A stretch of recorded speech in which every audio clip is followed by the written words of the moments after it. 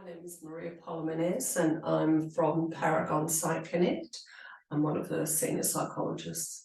Today we're coming to you with pain fact number 4.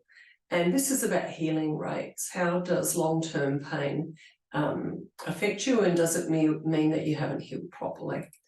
This is something that we get asked all the time. I've still got pain, I'm not healed.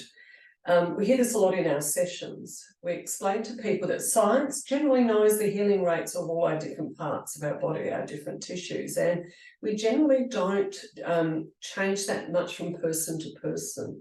But we have always grown up believing that pain equals damage, but it's not always the case. Headaches don't mean brain damage. We don't feel any pain from the wrinkles on our skin, and the disc bulges in our back are like the wrinkles of our spine. So let's have a look at what happens when you become injured. So for example, if you cut your hand and it requires stitches, you can generally watch it over the next few weeks move through the healing phase in front of you. So that's happening on the outside. I want you to imagine that's actually happening inside your body all the time as well. And we now know that we have a finite point to healing. You don't keep healing forever.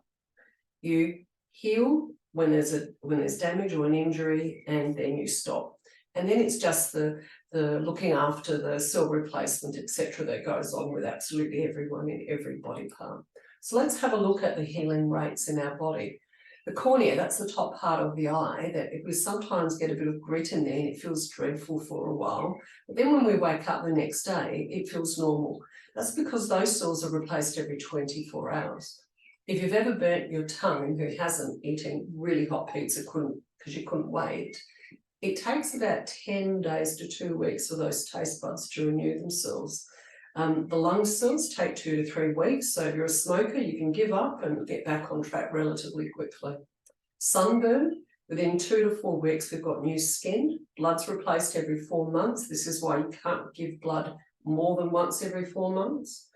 Cuts can take up to a week to heal. Fractures in our fingers and toes 3 to 5 weeks. Funnily enough, the fractures in our ribs take approximately 2 weeks because we need to be able to breathe deeply, so they heal quite quickly. And some minor ankle sprains could take about 5 days. The femur, when it's broken, that's the biggest bone in the body, takes up to 12 weeks and then it's fully healed.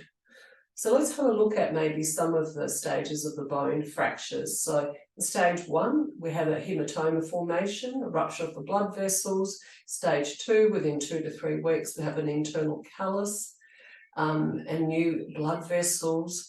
By the 1st to the 4th month, we've got a bony callus, or a spongy bone, sorry.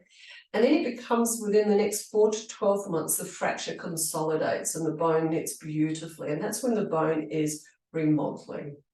So if you look at that, it never stays in the first one. It comes through, and if the remodeling could be slower, would be slower if you've got an autoimmune condition or you're diabetic, but there would still be some remodeling.